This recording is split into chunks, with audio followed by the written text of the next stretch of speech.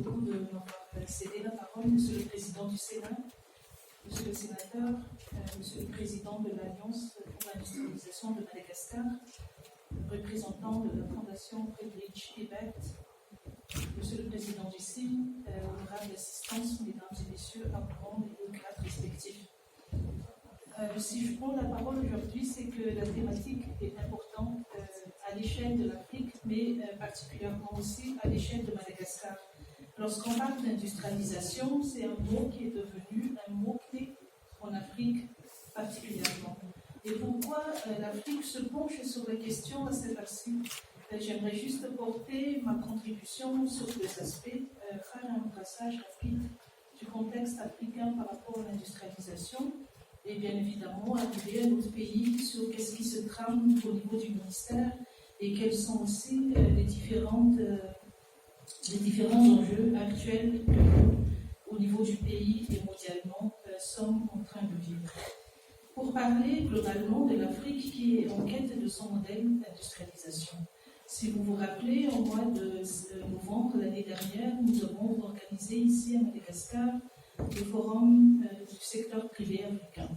Durant ce forum, il a été question de comment l'Afrique va nourrir l'Afrique, comment l'Afrique va vêtir l'Afrique et comment l'Afrique va employer l'Afrique. C'est-à-dire, il y a un grand mouvement aujourd'hui qui dit que l'Afrique doit se prendre en main en matière d'industrialisation. Il y a quelques constats, par exemple, j'aimerais partager avec vous. Le premier étant la contribution de l'Afrique en termes de PIB par habitant. Là, on classifie de gros retards. L'Afrique aujourd'hui ne génère que 700 $ par PIB par habitant en moyenne. C'est-à-dire que le secteur industriel est 3 fois moins contributeur en PIB par rapport à l'Amérique latine et encore 5 fois moins par rapport à l'Asie du Sud-Est. Ça, c'est le premier constat. Deuxième constat, c'est un handicap. Pourquoi on parle d'handicap? Parce que bien qu'on a cet optimisme pour l'industrialisation, aujourd'hui, l'industrialisation en Afrique a pris un recul. En 1980, dans les années 80, il contribuait à 31% du PIB africain. Aujourd'hui, il ne représente globalement que 25% du PIB africain. Et encore pire à Madagascar, selon les derniers chiffres de la Banque mondiale, ça contribue à 13% du PIB malgache. Il y a donc lieu d'améliorer la performance globale de l'Afrique en matière d'industrialisation.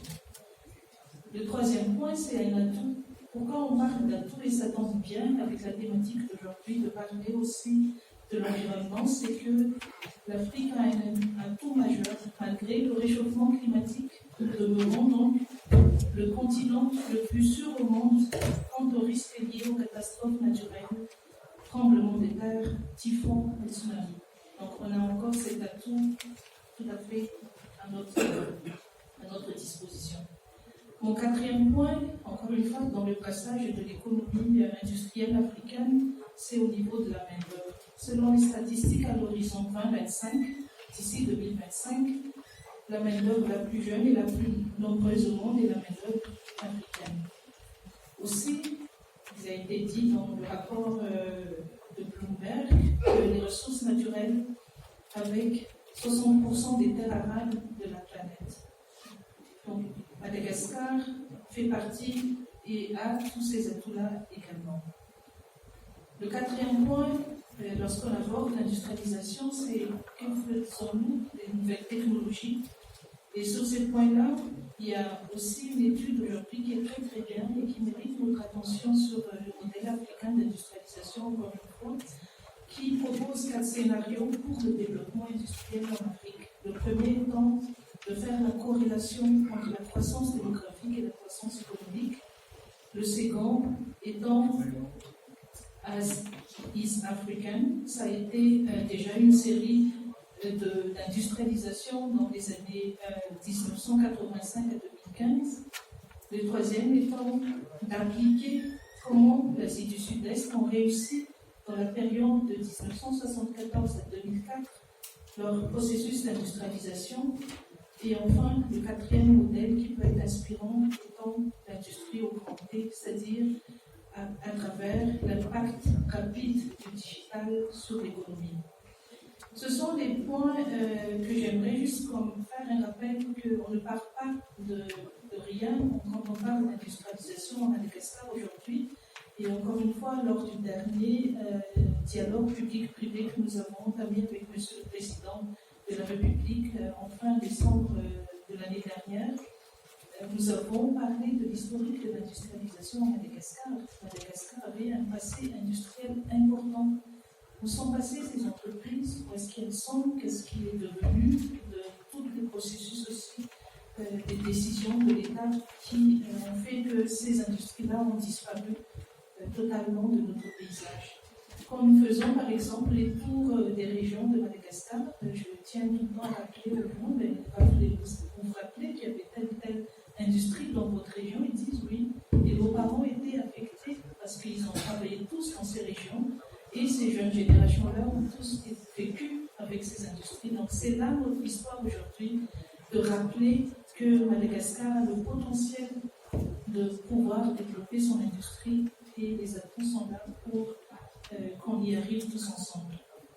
Pour terminer mon propos sur les perspectives africaines, il tient à rappeler que la valeur ajoutée manufacturière mondiale de l'Afrique ne représente que 1,6%. Nous sommes très loin du compte. Et même dernièrement, quand on a fait le forum du secteur privé africain ici, nous avons constaté que 83% des biens consommés en Afrique viennent toujours de l'extérieur. C'est-à-dire qu'il y a là un enjeu de, encore une fois, tel que j'ai dit au tout début, nourrir l'Afrique par l'Afrique, vêtir l'Afrique par l'Afrique, enseigner l'Afrique par l'Afrique, employer l'Afrique par l'Afrique. On est dans cette dynamique-là totalement aujourd'hui. Pour revenir sur le contexte malgache, effectivement, nous avons depuis l'année dernière entamé une série de réformes, une série aussi de comment rendre l'industrialisation à Madagascar le plus pragmatique possible. Et nous avons fait, et ce n'est pas les études qui manquent dans ce pays, les études de chaîne de valeur, quelles sont les industries stratégiques, quelles sont les régions qui produisent, qui méritent d'être notre attention pour qu'on puisse valoriser ces ressources-là à travers l'industrialisation, ce qui nous a donc permis de dresser une stratégie du ministère en termes d'industrialisation qui s'articule sur 3 points. Le premier étant l'industrialisation régionale. Donc, nous allons lancer très prochainement le One District One Factory, ou bien un district, une usine, que nous allons développer à travers tout Madagascar.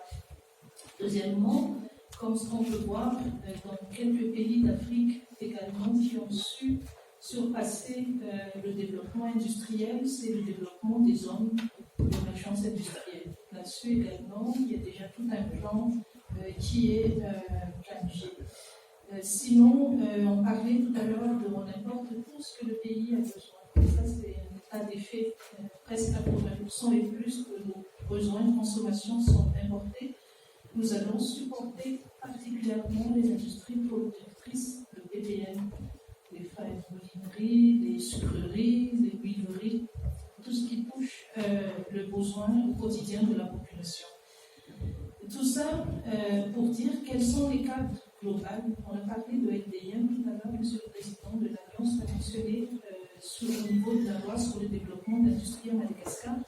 Effectivement, nous sommes dans cette étape d'application. Une application qui n'a pas tardé trop longtemps parce que cette loi a été adoptée en 2017, il faut le rappeler, et donc on demande l'application aujourd'hui, mais sur lesquelles nous allons plutôt orienter vers qu'est-ce qui va porter le résultat le plus rapidement possible. Dans ce dispositif, nous allons donc nous focaliser dans ce qui était prévu dans la LDIM, encore une fois, sur les zones d'investissement industriel pour supporter les industries locales de droit commun.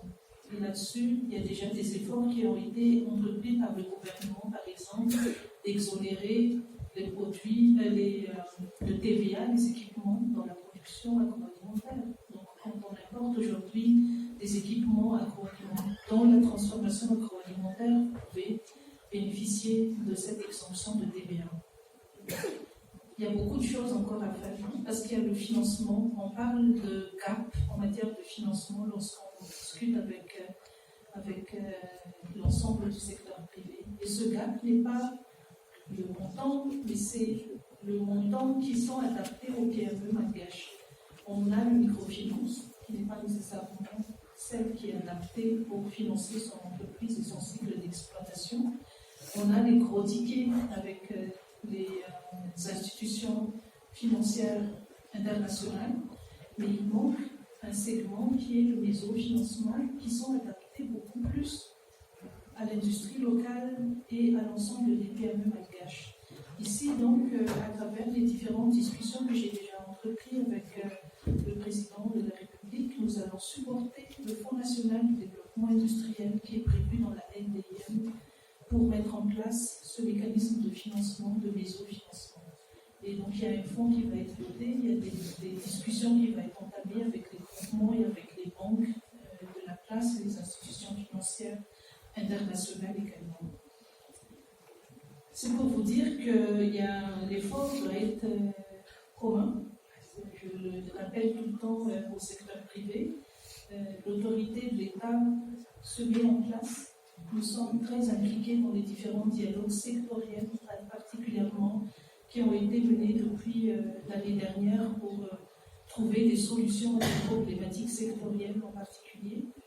Nous allons, encore une fois, développer tous les mécanismes de dialogue public-privé qui sont attendus par l'ensemble des acteurs.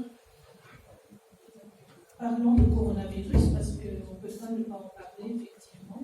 Est-ce que c'est une menace? Est-ce que c'est une opportunité? Ma réponse est les deux. Effectivement, c'est une menace parce qu'on assiste à une décroissance de l'économie globalement, un ralentissement global, et on assiste aussi à un repli économique de tous les pays.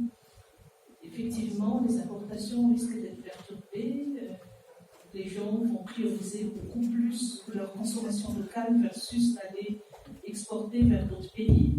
Le ralentissement global entraîné par le confinement, les gens